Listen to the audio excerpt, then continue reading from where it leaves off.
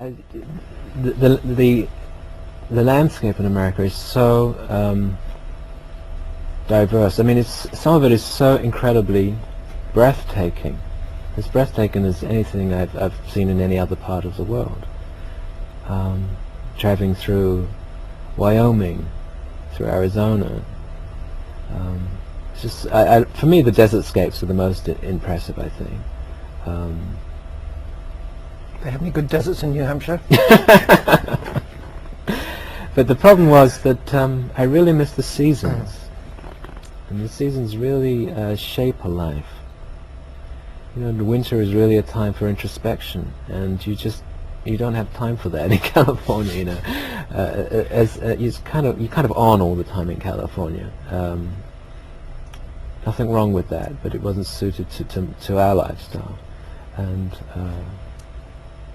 well, there you go. Just wasn't suited to it. Bit of an evergreen question here, David, but it's never a mistake, I think, to revisit it, because it is quite important to you. You've tried hard to avoid celebrity status. What are your reasons for this? Perhaps we could add to that. I mean, do they change? I mean, do your views on this vary from time to time? No, they don't really. You're either comfortable being in the public eye or you're not. You choose to live a private life or you don't. I choose to live a private life. It's really that simple. But a private life that does have, obviously, a public... It does. I mean, we are here now talking about that. And that's problematic for me, because given the choice, we wouldn't be sitting here doing this, you know. But I thoroughly enjoy the work that I do, and this is part and parcel of that. You know, to be able to do what I do, I have to be available to promote the work in some capacity. So I have to be prepared to come out and speak about it. Does it need me to speak about it? No, it doesn't. It's perfectly capable of living a life of its own. But it's, you know, for obvious reasons, the way the industry works, it draws attention to the work. It's interesting, though, that what you do, in a way, in your music is to make public some fairly private considerations. We've got a question here from Vanessa, and several people touched on this. David, she asks, have you found the answer to the question you ask in your music?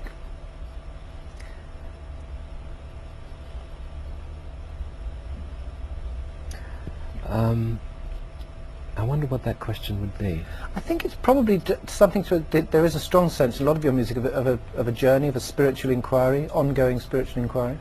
Yes, in that sense, I mean, you've already answered the question. It's ongoing. There is no end to it.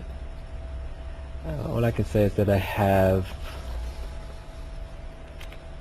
rooted myself in a lifestyle, philosophy, values that enable me to continue to grow, and I was very fortunate enough to find that footing when I did.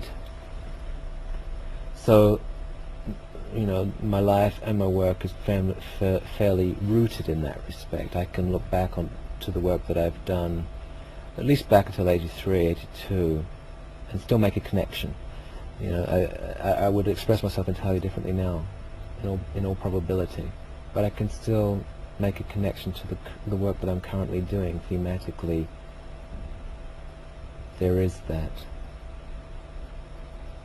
something of a linear journey there, I suppose. But I must say that, you know, that's misleading. Spirituality is anything but linear, the journey one makes.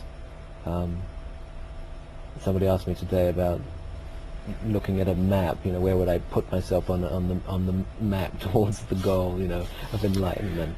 It's just like an odd question, to say the least. And of course there is no such thing, and you really don't know where you stand. All you can see are the beneficial effects on your life and the people that surround you, and then you know you've made some kind of progress.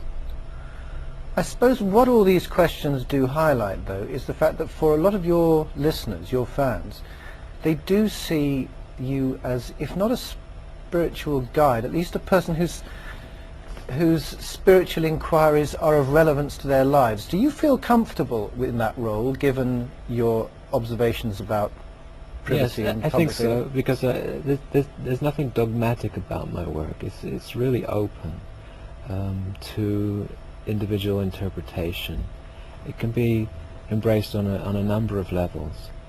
So I don't really talk extensively about my own beliefs, and I don't think it's necessarily relevant that people know of them to enjoy the work and to take something from it. Less controversially, David Waters asks, does it still amaze you that you still have such a large fan base around the world despite not being the traditional kind of pop star and not in the limelight so much? I'm grateful that they are there. After being out of the public eye for so long, in terms of actually not releasing material for a number of years prior to the release of Dead Bees, I did wonder, was anybody out there? Would anybody still be interested in the work? And truly grateful that there are people that obviously were. Yeah. Does it surprise me? Yes, it does. Yes. But like I said, I'm truly grateful for the presence. Following on that thought, do you find you need a sense of your audience to create? I mean, you need to feel that you are singing not to a particular person perhaps, but to have some sense of where you're directing it? No. I would say not at all, actually. The exception to the rule would be making this compilation, where I really did envisage an audience, if you like, of sorts. But otherwise, no. There is, when you're creating a work, I'm just trying to bring a composition to the point of completion in the studio where it mirrors back to me the original intensity that I experienced at the moment of its creation. If it does that, regardless of whether anybody hears it or not, it has the possibility of transference, of people sharing in that experience to some degree. So it's not necessary to think of any individual. And then I'm often surprised by people that come up to me and tell me that they enjoy the work. The age is across the board, race across the board. I'm surprised and delighted by that fact. So if anything, if I was to hold a listener in mind, it would probably be to do with a mindset more than any other consideration. A lot of inquiries about obviously the roots of your inspiration and influence. People very interested to know where you might be looking for future inspiration. We've had various people asking, for example, you might be interested in South American music. So, I mean, do you actually consciously go around quarrying for musical fuel? Well, I absorb a lot. Yeah, because I listen to a lot of music and right across the board. But I'm not really intentionally listening for possible avenues for, which I may follow. It's really not with that end in mind. It's really with the pleasure of being a listener, searching out new voices. But I've no doubt it plays into my work in some fashion. But I don't recognize the influences in my work anymore, although I don't doubt that they are there. I don't recognize them as such. I mean, the main influence is life experience, what is going on in my life, and that just feeds directly into the work. I have enough musical background to be able to draw on a variety of different styles and vocabularies, and I just pull on whatever's necessary to make that composition work. Vincent asks if you listen to classical music, and if so, what are your preferences, and also asks whether you've thought of venturing into any modern orchestral projects.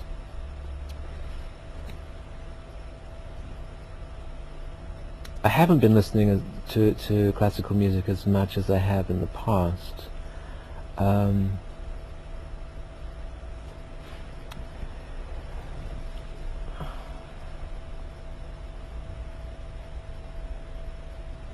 Let's leave it at that. Let's not go calling out names from the past. I don't think it's really relevant. but I would say, you know, mainly 20th century composers, without a doubt. Would I? Yes, I would like to be involved in orchestral works in the future. I'm not sure how that will take shape, but it's actually something that's been in the back of my mind for a short time now. Would that involve writing music and mastering that rather tricky business with dots and staves and all those things we used to learn at school? No. Nothing as complicated as that, Robert. I would actually like to tackle works by other people. I think that might be interesting. When you say tackle, you mean sing them? Yes. Or? Oh, Yeah. right. Yeah. Yeah. Melanie Bowles sent in a question. David, if there was one piece of music you wish you had written or could say you had influenced, what would it be? Huh.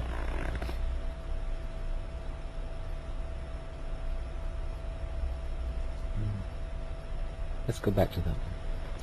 Well, there's an allied question here from Aidan Bruton. What do you regard as the most favourite song that you have wrote and why? I think we'll have to forgive him his English there. Yeah, it's always difficult, isn't it? Well, I consider Dead Bees to be the most clearest of statements that I've made. So therefore my most successful album, most gratifying. Favourite song from it? I would pick Wanderlust, maybe. I Surrender. I Surrender is very important. Yeah, one of those two. And the basis for that is the message or the cohesiveness of the musical? Yes, it works, or they work. And is it something that's apparent to you at the time of the making, or is it a judgment that grows on you? It's very clear at the moment of completion. Yes. Hmm.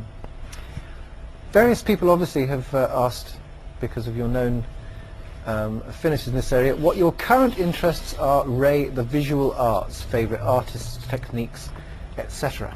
I'm terrible at pulling names out of a hat. Well, perhaps you could just talk generally about I mean, you have all through your career, you've had a very strong interest in visual.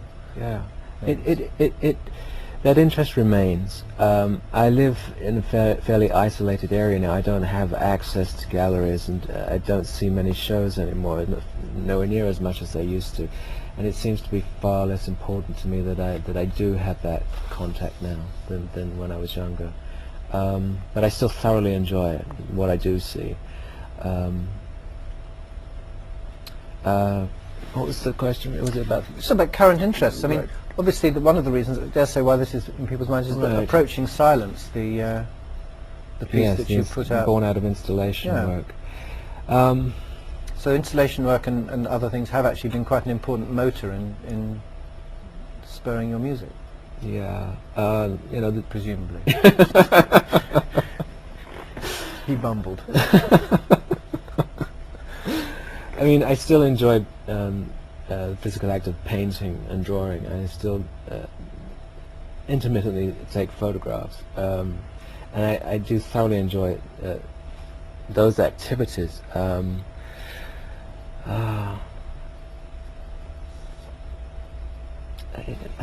Not a very interesting question. Can we move on? Something that's gone with the passage of time.